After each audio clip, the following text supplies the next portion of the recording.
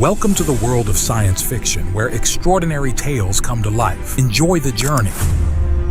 The coffee maker spat hot water across John Reed's face just as Chancellor Draxus Morton entered the palace kitchen. John didn't flinch. After 5 years fixing appliances for the Etherean elite, he'd learned that showing pain only encouraged them. "Still playing with toys, Grindeck?" Draxus's voice carried the musical lilt all Ethereans possessed, though his held notes of contempt where others might have melody. The Chancellor's violet skin seemed to glow against his silver robes, making John's worn coveralls look even shabbier by comparison. John wiped his face with a grease-stained rag and kept his eyes on the coffee maker's exposed circuitry. "The palace requested repairs, Chancellor. I'm just doing my job." "Your job?" Draxus stepped closer, his reflection warping in the coffee maker's chrome surface. "Tell me, human, does it ever bother you? Knowing that on Earth you might have been someone? Here, you fix our refuse." The words hit their mark, but John had heard worse. On Earth, he'd been someone, had created the atmospheric processors that saved 3 colonies, the quantum stabilizers that made interplanetary travel safer, the neural interfaces that helped paralyzed patients walk again. But every time he'd stood at a podium, ready to claim his work, his throat had closed. Others spoke up, others took credit, and John Reed, genius inventor, became John Reed, professional coward. "The coffee maker should work now," John said, closing the panel. The heating element was corroded. Etherean water has higher mineral content than... A child's sob cut through his explanation, soft, muffled, coming from the storage closet behind the industrial refrigerators. Draxus heard it too. His pointed ears, a mark of Etherean evolution, twitched with interest. "Ah, the princess has found another hiding spot. How tiresome." "Princess?" John had worked in the palace for 2 years but had never seen the royal child. "Princess Naya, our future queen who will never be." Draxus's thin lips curved into something that wasn't quite a smile. "Born without arms, you see. A defect from her mother's arrogance in choosing parthenogenesis. Single conception. No father to dilute the bloodline. No father to share the blame." The crying grew quieter, as if the child was trying to muffle the sound. "Shouldn't someone—" John started. "The queen will send servants eventually. She always does." Draxus adjusted his ceremonial sash, the one embedded with 6 gems that caught the light. Though one wonders why she bothers. The child can never perform the ritual of 6 touches. A ruler must lay hands upon all 6 sacred stones simultaneously, without arms. He shrugged, an oddly human gesture that looked wrong on his willowy frame. John waited until Draxus's footsteps faded down the marble corridor before approaching the closet. He knocked gently on the door. "Hey, he's gone." The crying stopped. After a moment, a small voice said, "Go away." "Can't do that. I've got a strict policy about crying kids in closets. Union rules." John sat on the floor, his back against the door. "You know, when I was 7, I used to hide in the supply room at school. Kids called me Mute Johnny because I never talked back when they took my lunch money." The door cracked open. A single violet eye peered out, silver hair falling across it like a curtain. "You're the Grindeck, the human who fixes broken things." "That's me, though fixes is a strong word. Sometimes I just hit machines until they work." The door opened wider. Princess Naya stood barely 3 feet tall, her purple skin a shade lighter than her mother's, almost lavender in the kitchen's harsh light. Her dress, modified to tie at the shoulders since there were no arms to thread through sleeves, hung elegantly despite the adaptation. Where her arms should have been, smooth skin covered her shoulders, as if she'd been sculpted incomplete. "The other children said I looked like a broken doll," she whispered. "They said even a Grindeck couldn't fix me." John studied her face, round cheeks wet with tears, large eyes that held too much hurt for someone so young. You know what's funny about fixing things? First rule is figuring out if they're actually broken. My coffee maker back home only works if you kick it twice and call it names. Is it broken or just different? Naya tilted her head, considering. But I can't do anything. I can't play games or hold things or... Her voice cracked. I can't even wipe my own tears. John pulled out a clean handkerchief from his pocket, holding it up. May I? She nodded. He gently dabbed her cheeks, noting how she instinctively tried to lean away, probably used to rougher treatment from frustrated servants. Want to see something cool? John reached into his tool bag and pulled out what looked like a small pile of metal scraps. With practiced movements, he assembled them into a tiny robot, no bigger than his palm. It had legs made from wire, a body from an old circuit board, and eyes from 2 LED bulbs. The robot whirred to life, taking stuttering steps across his palm. Naya gasped, moving closer. His name's Rusty, John said. Made him from trash I found. He can't do much, just walks and blinks, but watch this. He set Rusty on the ground and tapped a sequence on a small remote. The robot began to dance, its LED eyes flashing in rhythm. For the first time since he'd opened the door, Naya smiled. It transformed her entire face. He's wonderful. Does he? Princess Naya. A sharp voice sliced through the moment. Queen Celestine stood in the kitchen doorway, and John's breath caught. He'd seen her from a distance during ceremonies, but up close she was devastating. Violet skin like twilight, silver hair that fell to her waist in waves, and eyes that held the weight of worlds. She wore a simple day dress, not her royal regalia, but she commanded the room with presence alone. Your Majesty. John scrambled to his feet, shoving Rusty back in his bag. You're the Grindeck. Not a question. Her gaze swept over him, cataloging, dismissing, then to her daughter. Naya, your tutors are waiting. Mama, look! He made a dancing robot from garbage. Naya's excitement dimmed as she caught her mother's expression. I apologize for missing lessons. Go. One word, but it carried the force of a royal decree. Naya glanced back at John once before scurrying away. The kitchen fell silent except for the hum of refrigerators. You spoke with my daughter. Again, not a question. She was upset. You just what? Decided to interfere with royal family matters? Celestine stepped closer and John caught her scent. Something like cinnamon but sharper, alien. Do you know what they say about her? My advisors? The noble houses? I can imagine. No, you can't. Her voice dropped, and for a moment the mask slipped. They say she's punishment for my pride, for choosing to conceive alone rather than remarry after my husband's death. They whisper that the throne will pass to Draxus's line because a broken princess cannot rule. She's not broken. Celestine's eyes flashed. What would a Grindeck know about... I know broken. The words came out harder than John intended. I've been broken my whole life. Too scared to speak up. Too weak to fight back. That little girl? She faces the world every day without arms in a society that demands perfection. She's the strongest person I've met on this planet. The Queen stared at him, something shifting in her expression. You presume much, human. Maybe, but I also know she smiled when she saw that stupid robot. When's the last time that happened? Celestine opened her mouth, then closed it. For just a second, she looked less like a queen and more like an exhausted mother. Then the mask returned. You will not seek out my daughter again. Is that understood? Crystal clear, Your Majesty. She swept from the kitchen, leaving John alone with the repaired coffee maker and the weight of a promise he already knew he'd break. That night, John sat in his cramped workshop 3 blocks from the palace, surrounded by the detritus of other people's broken lives.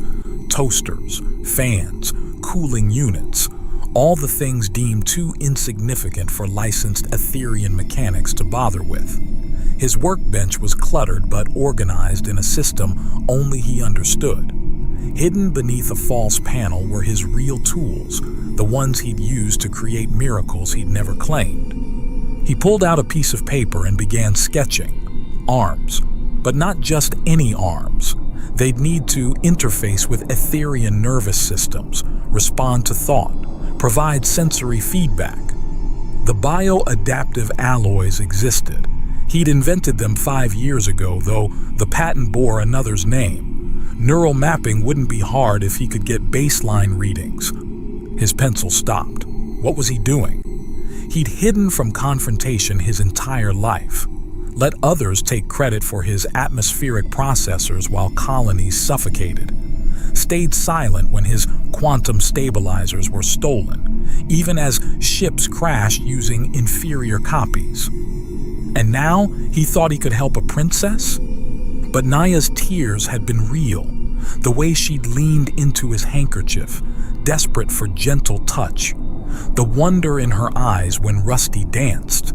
John looked at his hands, scarred from years of work, steady despite all his failures. He thought of Draxus's smug face, of the ritual of 6 touches that hadn't existed in any historical text before 5 years ago. He checked, using his hidden connections to academic databases, a ritual that conveniently required exactly what Naya couldn't provide. His secure communication device, the one linked to his anonymous accounts, buzzed. Another royalty payment for patents filed under shell companies. Millions he never spent, afraid that wealth would bring attention. But what good was money if it couldn't buy hope for a 7-year-old girl? John pulled up the contact for his black market supplier, the one who never asked questions as long as credits transferred. Bioadaptive alloy, neural mesh, synthetic skin that could pass for Etherean. It would cost a fortune. He thought of Queen Celestine's exhausted eyes, the way she'd looked when he said Naya smiled. A woman ruling alone, fighting tradition and prejudice while trying to love a daughter the world called broken. His fingers hovered over the order form. "Screw it," John muttered, and started typing. For once in his life, he wouldn't be a coward. He'd build Naya arms that would make the sacred stones themselves weep with wonder. The workshop's single window looked out toward the palace, where lights burned in the royal quarters. Somewhere in those rooms, a little girl was probably lying in bed, unable to pull up her own covers. Tomorrow, servants would dress her, feed her, manage every aspect of her physical existence while children laughed behind her back. But John had built miracles before, even if no one knew it. This time, he'd build one that mattered.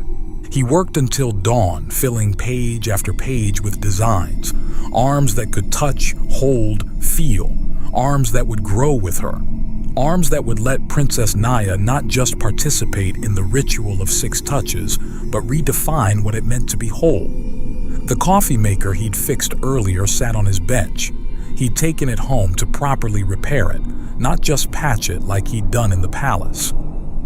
As the sun painted Veridux Prime's orange sky, the machine gurgled to life, filling his workshop with the bitter scent of earth-grown beans. John raised his mug in a toast to the palace. "Here's to broken things, Your Majesty, and to the people brave enough to fix them." He didn't know that 3 floors up in the palace's eastern tower, Queen Celestine stood at her window, looking down at the single light burning in the Grindeck district. She'd had John Reed investigated the moment he left. His public record was nothing, a failed engineer from Earth, fixing appliances for scraps. But Celestine hadn't ruled for a decade by accepting surface truths. Tomorrow, she'd dig deeper. Tonight, she simply wondered why a Grindeck's words about her daughter's smile had kept her from sleep. In her room, Naya lay awake too, trying to move arms that had never existed. But for the first time in months, she wasn't crying. She was thinking about a tiny robot named Rusty and a sad man who understood what it meant to be called broken. None of them knew that Chancellor Draxus was also awake, reviewing the ancient texts he'd carefully doctored, ensuring his invented ritual would stand up to scrutiny. The princess would never rule. The throne would pass to his bloodline as it should have years ago. But that was a problem for tomorrow. Tonight, in a workshop that smelled of coffee and possibility, John Reed began to build hope from golden wire and impossible dreams. The biogold arrived at 3 a.m, wrapped in radiation-proof cloth and hidden inside a crate marked defective cooling units. John signed for it as Mrs. Henderson, one of his 17 fake identities, while the Krellian courier pretended not to notice his obviously male features. Black market etiquette. Everyone saw nothing. John hefted the package into his workshop, muscles straining. Biogold was dense, each ounce worth more than most Grendex made in a year. He'd liquidated 3 hidden accounts to afford enough for child-sized arms that could grow with their user. 37 million credits, he muttered, unwrapping the gleaming metal. For something I'm going to attach to a kid who probably eats paste. But his hands were steady as he began shaping the first finger joint. The biogold responded to his touch, almost eager to take form. He'd invented this alloy 5 years ago during a drunken weekend, trying to create self-healing ship hulls. Instead, he'd discovered something that could interface with living nervous systems. The patent belonged to Stellarian Corp now. They'd bought it from the anonymous inventor for a fraction of its worth. A soft knock interrupted his work. John checked the time, 4:30 a.m. Who would... It's me. Naya's voice, muffled through the door. Can I come in? John yanked off his magnifying goggles, nearly taking his ear with them. Princess? How did you... It's the middle of the night. I know, I couldn't sleep.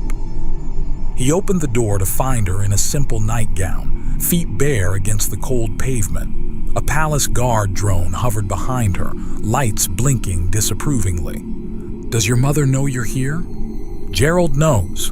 She indicated the drone. He won't tell if I'm back by sunrise, right, Gerald?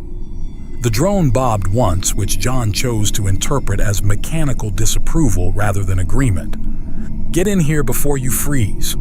He ushered her inside, grabbing a blanket from his cot. How did you even find my workshop? I asked the coffee maker. The one you fixed. I can talk to machines now. Well, sort of. They like you. They told me where you live. John stared at her. The machines? Told you? Is that weird?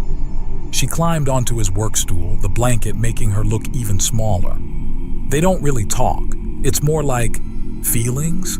The coffee maker is happy now. It says you actually fixed it instead of just hitting it like everyone else does.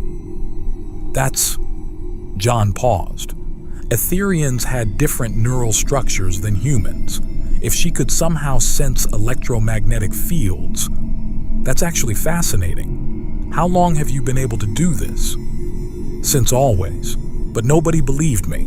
Mama says it's my imagination. Her gaze fell on the biogold.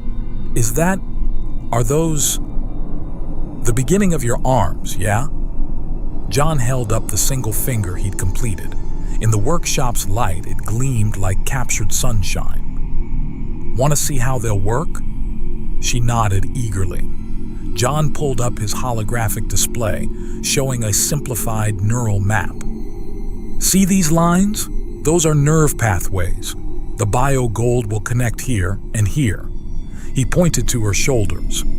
It'll learn how your brain sends signals. Within a few days, they'll move as naturally as... He caught himself before saying, real arms. Will it hurt? Her voice was small. No, sweetheart. It might tickle, like when a butterfly lands on you. He winced. Sorry, I didn't think... It's okay. Mama told me about butterflies. They're like flying flowers, right? She smiled, but it was sad. I imagine lots of things I've never felt.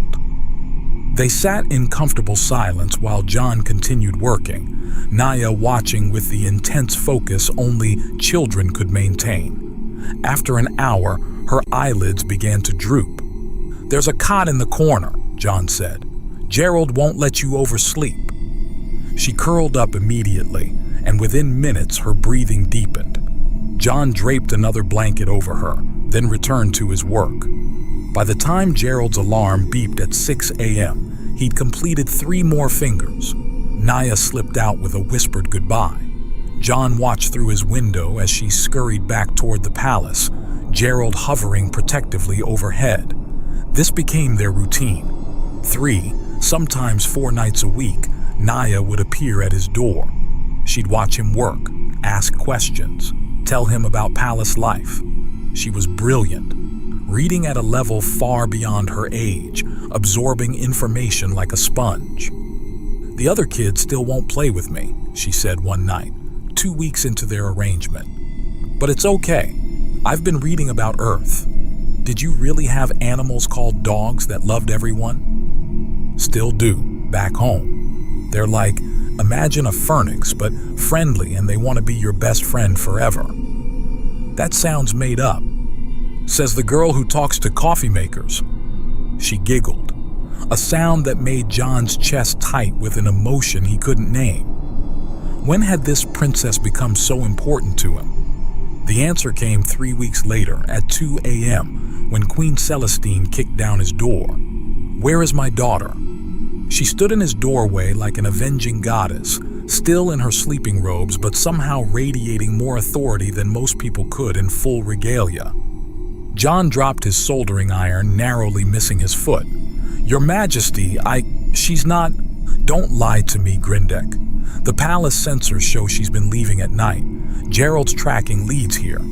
She stalked into his workshop, taking in the cluttered surfaces, the half-built arms on his workbench. "What are these?" "I can explain. Are these arms?" She spun to face him, and he saw tears streaming down her face. "You're building arms for my daughter?" "Yes, but..." She grabbed the nearest prototype, holding it like it might evaporate. "This is bio-gold.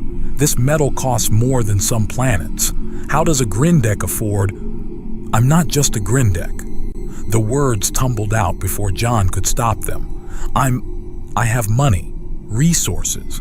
I invented things, important things, but I couldn't claim credit. Social anxiety, fear, cowardice, pick your favorite. But I can help Naya." Celestine studied him with those impossible eyes, still clutching the golden arm. "Show me your plans." John pulled up his holographic displays, neural maps, growth algorithms, sensory feedback loops, everything he designed over weeks of obsessive work. She sank onto his work stool. "This is revolutionary. The neural integration alone would win a dozen scientific prizes. Why are you hiding in a workshop fixing appliances?" "Because the last time I stood at a podium to present my work, I threw up, passed out, and woke up to find my lab partner had presented everything as his own invention. That was 12 years ago. I never tried again." She laughed, not cruel but surprised. "The mighty phantom, afraid of public speaking." John froze. "How do you..." "Please. I've been tracking unusual technology patents for years. The anonymous inventor who revolutionized 14 different industries. The writing style, the approach to problems, it all matched. I had my suspicions. Your financial records confirmed it." She set down the arm carefully. "You could buy your own planet. Why stay here?" "Where would I go? I'm a coward who can't even claim my own name." "You're building arms for my daughter. That's not cowardice." She stood, pacing his small workshop. "How close are you to finishing?" "Another week, maybe 2. The neural mapping is complex, and I need to ensure they'll grow with her." "Can you do it faster?" Draxus is pushing for a formal competency hearing. If Naya can't prove she can perform royal duties by the lunar convergence, he can legally claim regency. That's in 10 days, 9 days, 14 hours. Celestine's mask slipped, revealing exhaustion and fear. I've been fighting him politically, but the noble houses are listening to his rhetoric about purity and tradition. They point to Naya as evidence of my unworthiness as a ruler. John wanted to comfort her but didn't know how. You didn't just hug a queen. I can finish in 9 days, but I'll need help with the neural calibration. Someone needs to monitor her brain patterns during the initial connection. I'll do it. You, Your Majesty, with respect, this requires... I have 3 doctorate-level educations, Mr. Reed. 1 in neurobiology. She moved closer, and John caught that cinnamon-sharp scent again. Did you think Etherians achieved spaceflight through luck? You thought I was just a pretty figurehead who inherited power. There was amusement in her voice now. I designed the palace's defense grid when I was 19. Draxus hates that I understand technology better than he does. She was standing very close now. John could see flecks of silver in her violet eyes, could count the subtle scale patterns that decorated Etherian skin like embedded jewels. Your Majesty, Celestine. When we're alone, call me Celestine. She reached past him for one of his tools, her arm brushing his chest. Now show me how the neural interface works. We have 9 days to make my daughter whole. They worked until dawn, Celestine proving she wasn't exaggerating about her education. She understood concepts immediately, suggested improvements that would have taken John weeks to discover. When the sun rose, painting the workshop orange through dirty windows, she finally had to leave. Same time tomorrow? She asked at the door. You're coming back? Mr. Reed, John. My daughter sneaks out to watch you work. Did you think I wouldn't do the same? She smiled, and it transformed her from queen to simply a beautiful woman. Besides, someone needs to make sure you eat. You have 17 empty coffee cups and no food in your refrigerator. She left before he could respond. John stood in his doorway, watching her walk back to the palace with considerably less regality than she'd arrived with. There was almost a skip in her step. That evening, when Naya arrived, she brought a covered dish. Mama said you need to eat. She set it on his workbench proudly. I helped cook. Well, I told Chef what to do. It's spotted groundfish with Earth-style rice. Chef said fusion cuisine is an abomination, but I told him to stuff it. You told the royal chef to stuff it? Mama said I could. She said anyone who doesn't help you gets fired. Naya climbed onto her usual stool. She also said she's helping now. Is that true? Yeah, kiddo. Your mom's pretty smart. I know. She pretends to be just pretty for the nobles, but she's actually scary smart. Like, you pretend to be just a grind deck, but you're actually the Phantom. John nearly dropped the finger joint he was working on. How did you... The machines told me. They recognize your work. The palace environmental system basically sings your name. She tilted her head. Why do adults lie so much about who they are? Because we're scared, I guess. Of what? John considered the question. Of not being enough, of being too much, of being seen for who we really are. That's stupid. Yeah, he agreed. It really is. Celestine arrived at midnight with a bottle of something that glowed faintly blue.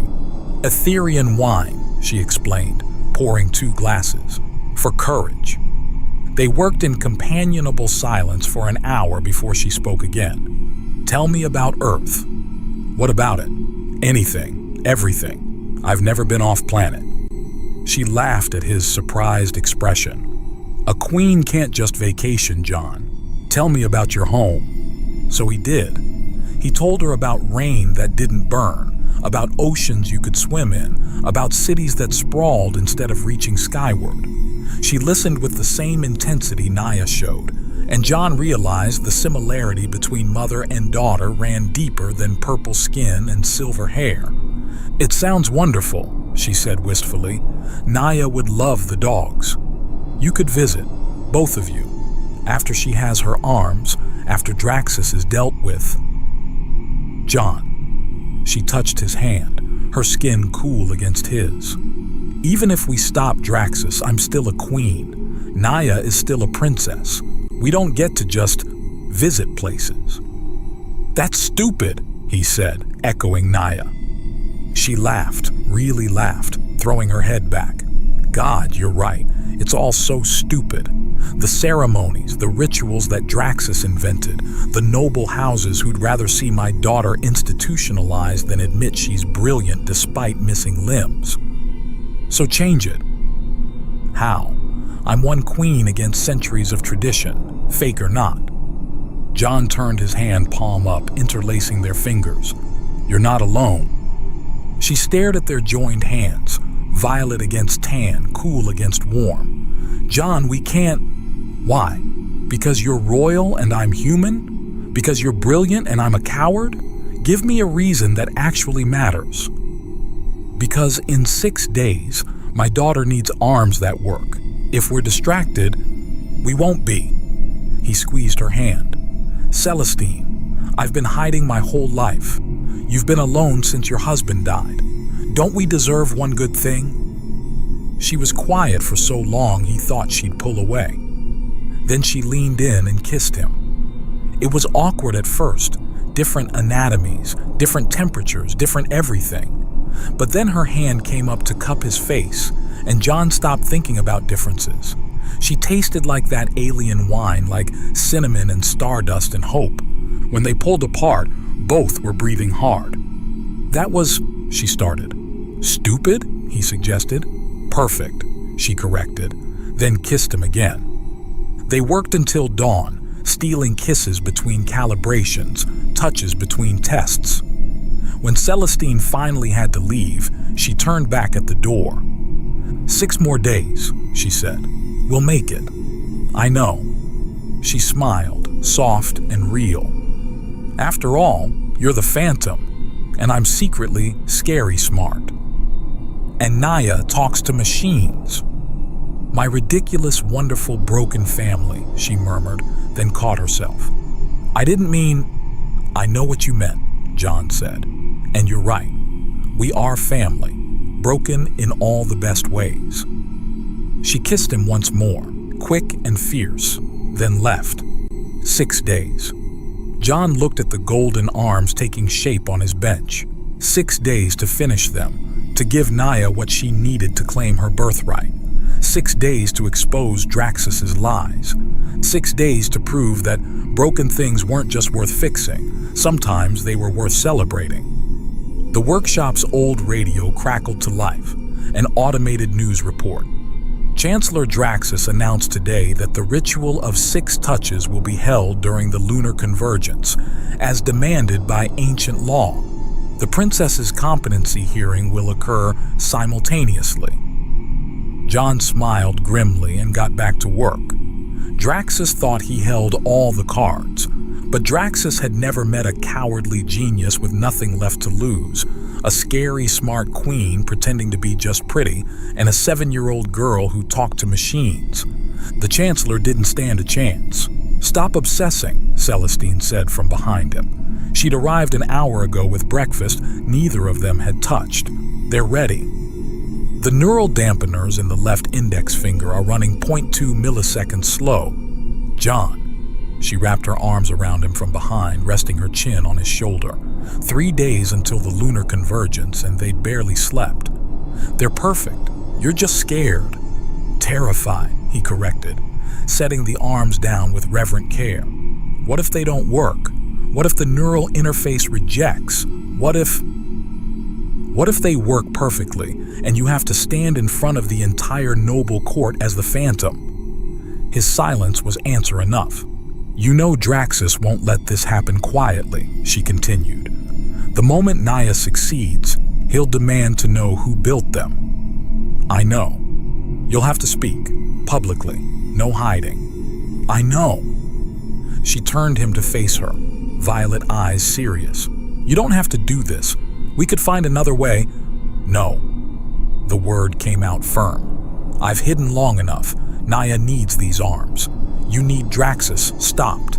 And He took a breath. I need to stop being a coward. The workshop door burst open. Gerald the drone zipped in, lights flashing urgent red. What's wrong? Celestine demanded. Naya's voice emerged from Gerald's speaker, high and frightened. Mama! Uncle Draxus moved the ceremony. He's making me do the ritual now. He says waiting is cruel to everyone. Celestine went rigid. That bastard. He knows we're not ready. We're ready. John grabbed the arms, wrapping them carefully. Gerald, tell Naya to meet us in the medical wing. We'll do the attachment there. But the calibration, Celestine started, will have to be enough. Go. You need to be in the throne room or Draxus will claim abandonment of duties. John squeezed her hand. Trust me. Trust Naya. Trust what we built. She kissed him, quick and desperate. Don't be late. Then she was gone, robes billowing as she ran with decidedly unqueenly haste. John followed with Gerald, the drone's anti-grav field helping carry the precious cargo. The palace medical wing was empty.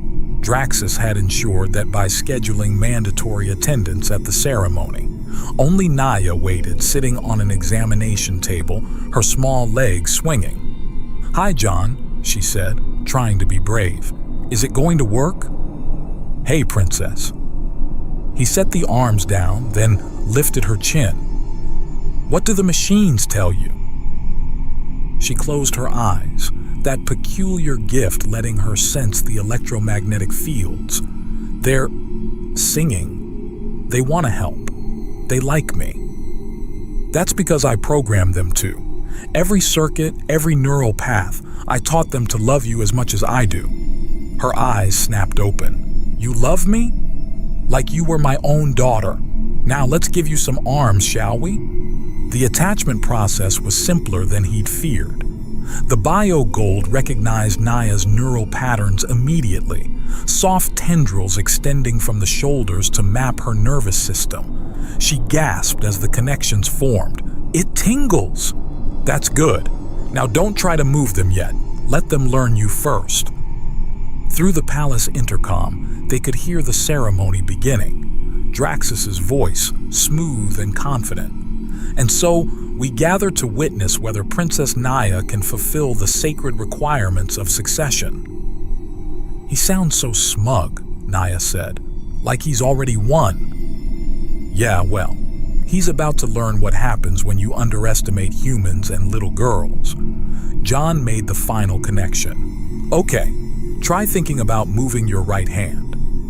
The golden fingers twitched, then flexed, then formed a perfect fist. I'm doing it, Naya shrieked. John, I'm doing it. Shh, we need to surprise them. Can you walk? She slid off the table, golden arms hanging at her sides. Then, with concentration that wrinkled her entire face, she lifted them, moved them. The left hand found the right, and for the first time in her life, Princess Naya clapped. Let's go crash a party, John said. The throne room was packed with every noble house on Veridux Prime. Draxus stood at the center beside 6 pedestals holding the sacred stones. Celestine sat rigid on her throne, hands white-knuckled on the armrests. Unfortunate that the princess cannot attend her own ceremony, Draxus was saying. But without arms, how could she possibly? I'm here. Every head turned.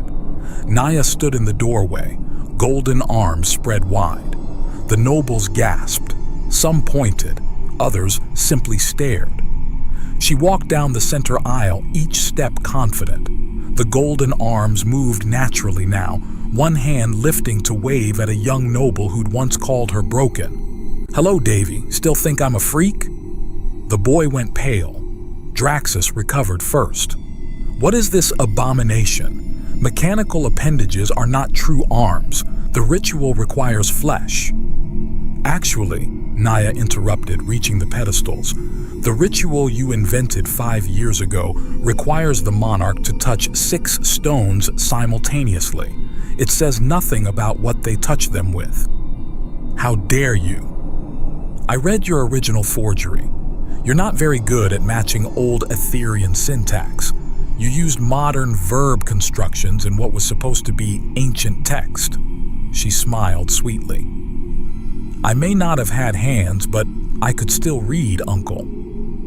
Draxus's face purpled, an unfortunate color combination with his natural violet.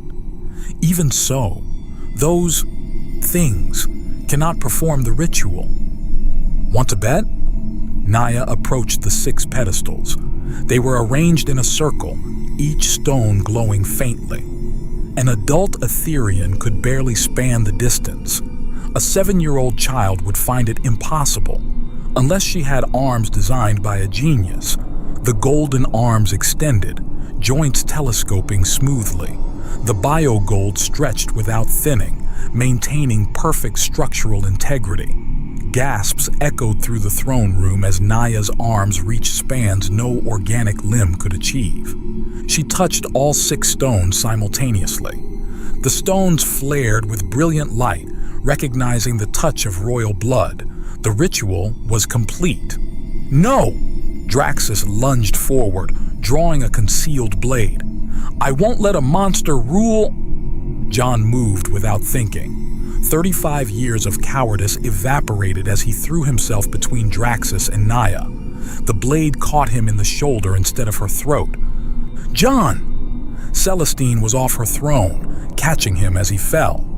But Naya hadn't frozen. The golden arms shifted, formed a defensive position John had secretly programmed, something he'd called panic mode. Energy coursed through the biogold, creating a localized shield that sent Draxus flying backward. Nobody hurts my family, Naya said, her child's voice carrying adult steel. Guards swarmed Draxus. The Chancellor fought them, screaming about purity and tradition and the contamination of human influence. Then he saw the crowd's faces. Not support, not agreement, wonder. They were staring at Naya's arms, at the human who'd bled for their princess, at a future that suddenly seemed possible. You're the Phantom, someone whispered. Lord Ketrin, John remembered dimly through the pain. The Grendek is the Phantom. Yeah, John managed. Celestine's hands pressed against his shoulder. Surprise. What followed was chaos. Medics appeared, summoned by Celestine's sharp commands. Draxus was dragged away, still ranting. The noble houses erupted in discussion, argument, wonder. But in the eye of the storm, a 7-year-old girl knelt beside the man who'd given her arms. Don't die, Naya commanded. You promised to teach me to juggle. Not dying, princess. Just bleeding. There's a difference. Is there? Celestine's voice was deadly calm. Because from where I'm sitting, you're doing an excellent job of both. Your Majesty, a medic interrupted. The wound isn't fatal, but he needs treatment. Then treat him. She turned to the assembled nobles. Let it be recorded that John Reed, known as the Phantom, is hereby granted full citizenship of Veridux Prime with all honors accorded to heroes of the realm. Anyone who objects can explain their reasoning to my daughter, the one with the energy shield-capable arms. Nobody objected. Later, in the medical wing, John woke to find Celestine and Naya beside his bed. Naya was using her golden hands to braid her mother's hair, clumsily but determinedly. You're awake. Naya abandoned the braid to hug him, careful of his bandaged shoulder. Easy, princess. I'm held together with medical tape and stubbornness. The nobles want to meet you, Celestine said. The Phantom, revealed at last. You're going to have to give a speech. John groaned. I'd rather be stabbed again. That can be arranged, she said sweetly. But first, Naya has something to show you. The princess held up her golden hands. On each palm, she'd somehow etched words into the biogold. The right hand read, brave. The left read, together. Because you taught me both, she explained. John's throat closed. How did you? The machines helped. They like you, remember. They wanted to make it perfect. She flexed her fingers. Now I carry you with me always. 6 months later, the palace's grand hall overflowed with guests from 40 worlds. Humans, Etherians, Krellians, even a few Draxi, all gathered for the first interspecies royal wedding in Veridux Prime's history. John stood at the altar, somehow not throwing up despite the 1,000 eyes on him. The speech at the trial had been awful. The one at the scientific symposium about biogold had been worse, but he'd survived both. "Stop fidgeting," Naya whispered from beside him. As Flower Girl, she'd insisted on standing with him rather than walking down the aisle. "You look nice." "I look like a dressed-up Grindek." "My favorite dressed-up Grindek." She held up the rings, golden bands that complemented her arms. "Ready?" Music swelled, a fusion of earth and Etherian harmonies. Celestine appeared, and John forgot how to breathe. She wore white, an earth tradition she'd adopted, but threaded with silver that caught the light like captured stars. Her smile was radiant, aimed only at him. "Hi," she said when she reached him. "Hi yourself. Ready to be king?" "I'm still working on being brave. King might take a while. Good thing we have time." The ceremony was beautiful, the kiss passionate enough to make some nobles blush. But the best moment came at the reception, when a young Etherian approached their table. "Mr. Phantom, Your Majesty, I want to be an inventor like you, but I'm scared of presenting my ideas." John looked at the child, purple-skinned, silver-haired, trembling with nervous energy. "What's your name?" "Tivik, sir." "Well, Tivik, want to know a secret?" John leaned in conspiratorially. "I threw up the first 17 times I had to speak publicly. Sometimes being brave doesn't mean not being scared. It means being scared and doing it anyway." "Really? Really? And you know what else? The best inventions come from people who see the world differently, who know what it's like to be afraid, to be different, to be told they're not enough." He gestured to Naya, who was using her golden arms to simultaneously eat cake and build a napkin sculpture. Different is just another word for innovative. Tivik left with stars in his eyes. Within the hour, 12 more young Etherians had approached, all wanting to learn from the Phantom. "You're going to end up teaching," Celestine said, amused. "God help me." "He already did." She kissed his cheek. "He sent you a broken coffee maker and a princess who needed arms." A year later, John stood before his first class at the newly established Reed Talon Institute of Adaptive Technology. 30 students, human, Etherian, and others, waited expectantly. His hands shook. His voice cracked on the first word.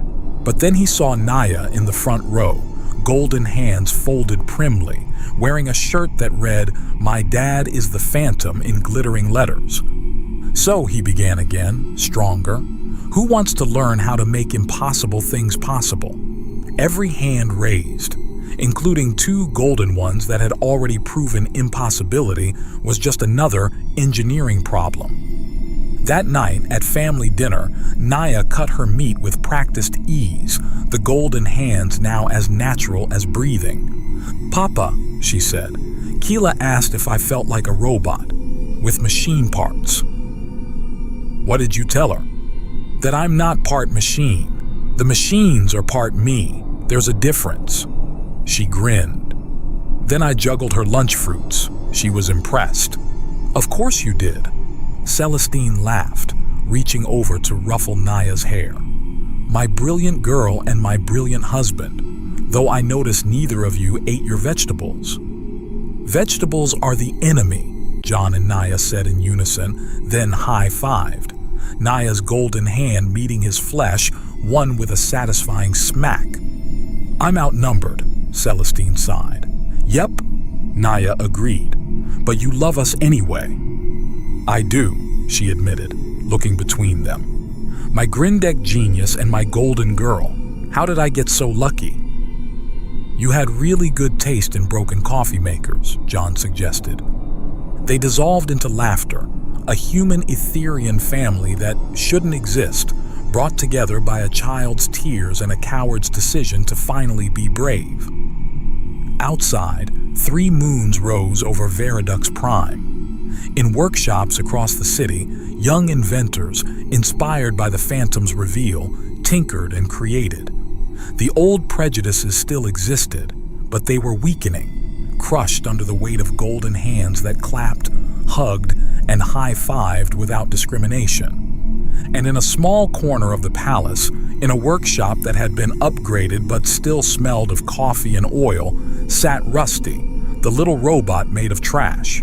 Naya had insisted on displaying him in a place of honor with a plaque that read, "The first impossible thing that became possible, and the beginning of everything." It wasn't the end. It was barely the beginning.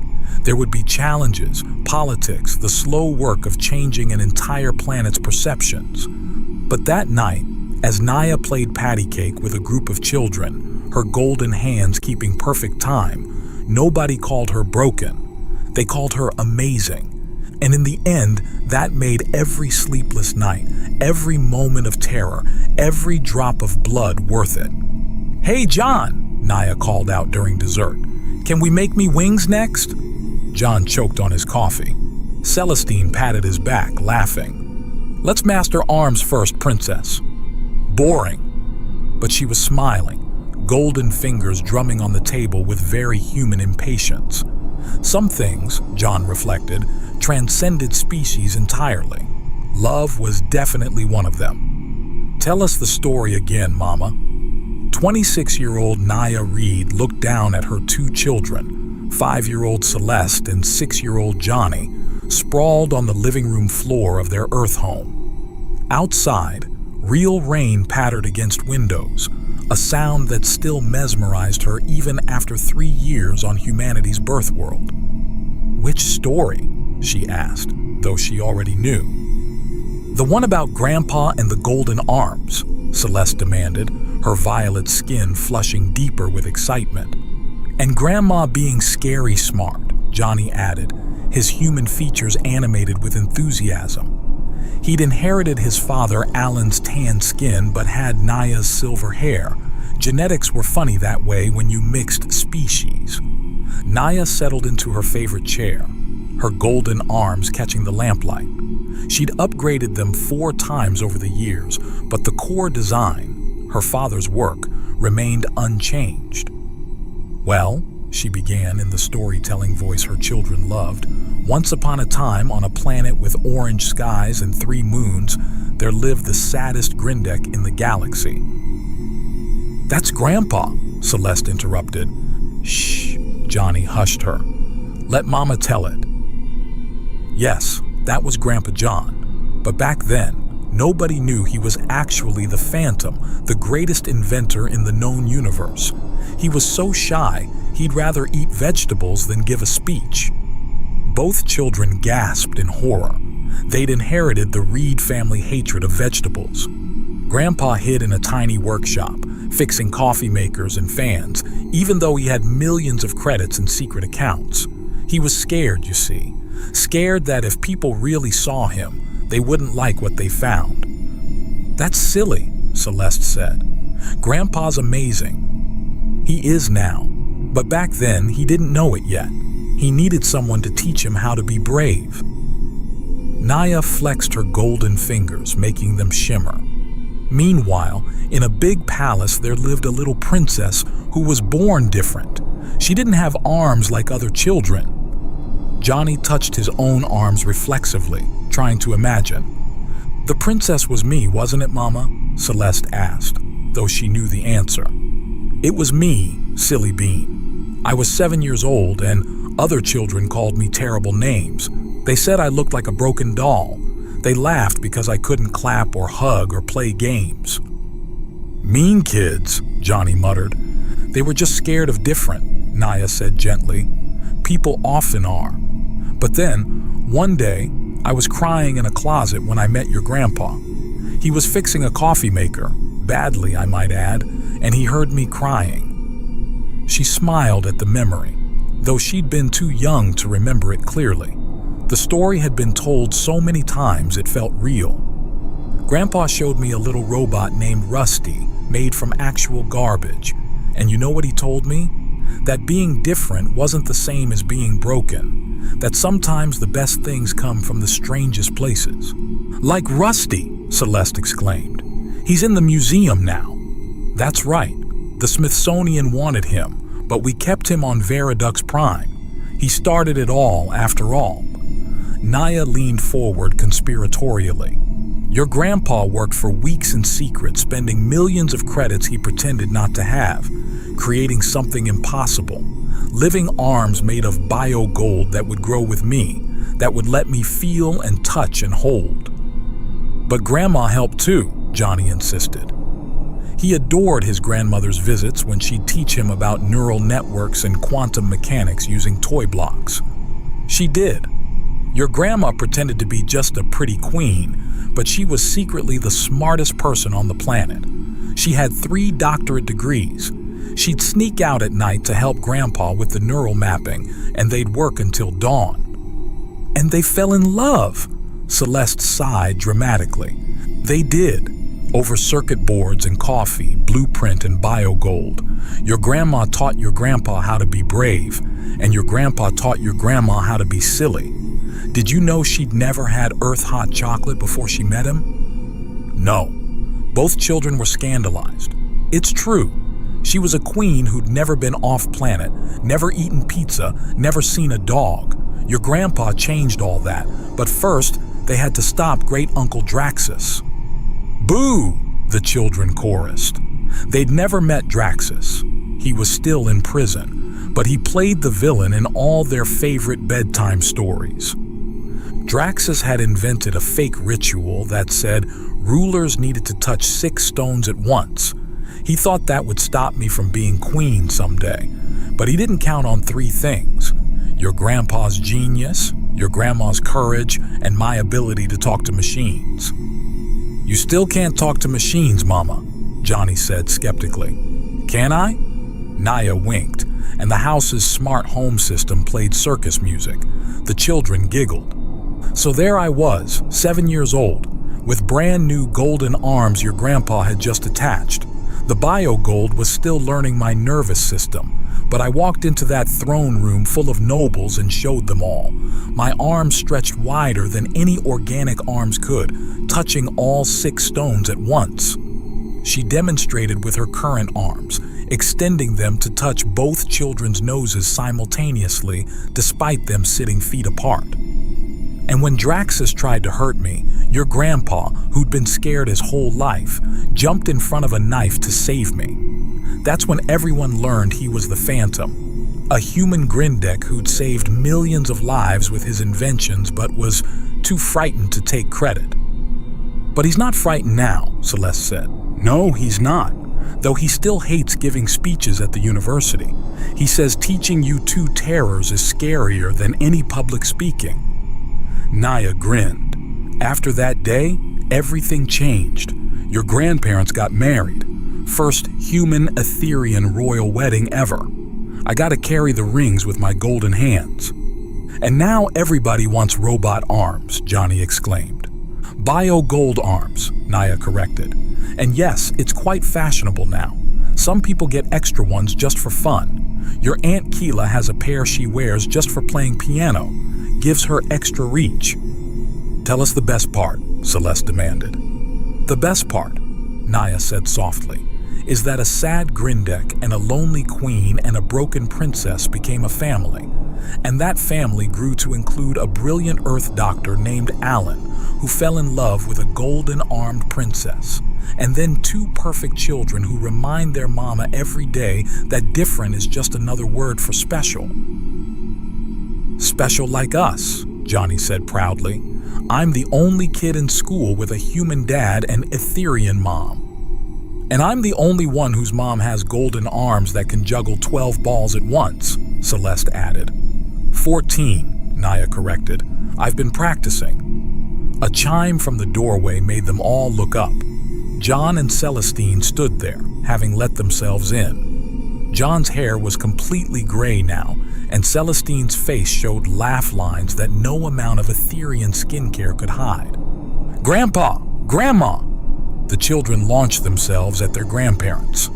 "Hey there, troublemakers," John said, scooping up Celeste while Celestine caught Johnny. "Telling stories about us again, Naya?" "The true ones," Naya said, rising to hug them both. Her golden arms could embrace all four of them at once, a feature she'd specifically requested in the last upgrade. "The true ones are the best ones," Celestine said, kissing Naya's forehead. "Though you always leave out the part where I had to teach your father proper hygiene. He lived on coffee in spite when I met him." "Still do," John said cheerfully. "Just with better coffee now." "Grandpa, will you make me robot arms?" Celeste asked. "You don't need robot arms, sweetheart. You're perfect as you are." "But I want to be like Mama." Naya knelt down, taking her daughter's small hands in her golden ones. "You know what makes me special, baby? Not these arms. What makes me special is that I learned to be brave from the scared man who loved me enough to build impossible things. I learned to be strong from the woman who ruled a planet while crying herself to sleep. I learned that family isn't about matching parts. It's about mismatched hearts that choose to beat together." "That's beautiful," Alan said from the doorway, home from his shift at the hospital. "Also, someone needs to explain why the kitchen is covered in what appears to be 14 juggling balls." "Mama was practicing," the children announced. As the family gathered for dinner, 3 generations around one table, Naya looked at her golden hands. 20 years ago, they'd been impossible. Now they were just part of her, like her father's shy smile and her mother's fierce love. "Hey, Dad," she called to John, who was helping Celeste cut her meat. She'd insisted on using grown-up utensils. "Thank you." "For what?" "For being too scared to let me stay broken." John's eyes misted. "Best fear I ever faced, Princess." "Princess?" Celeste perked up. "Mama's a princess?" "Was," Naya corrected. "Now I'm just your mom, and that's so much better." But as her children began arguing about whether being a mom was cooler than being a princess, and her parents and husband joined the chaos with their own opinions, Naya thought about that scared little girl hiding in a closet. That girl could never have imagined this. A table full of love, hands that could hold her children, a father who'd conquered his fears for her, a mother who'd challenged a planet's prejudices. Sometimes the best stories weren't about the endings. They were about the broken beginnings that led to golden possibilities.